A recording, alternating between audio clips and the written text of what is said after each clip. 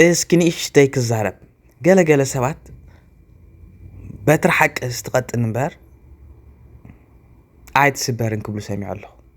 اسكا قال زرب على نعاي دي سحبت ناب اخبلكم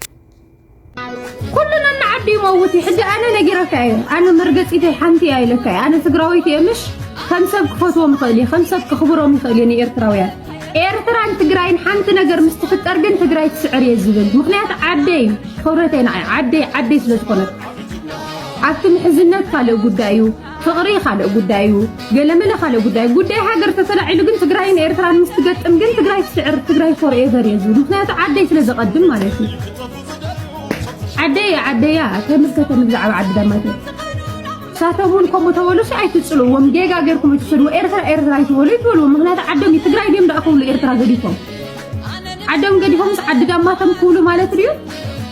ናይ ትግራይ ባንዴራ ናይ ኤርትራ ባንዴራ ገዲፎምስ ናይ ትግራይ ባንዴራ ደም ክሕዙ ማለት እጃነ ትግራዊትን ኩልኩስ ማለት ሩዱ ምድጋም ዘልየ ዘረባ ይኮነን እንተኾነ ናዕዳ ሓፍተይሲ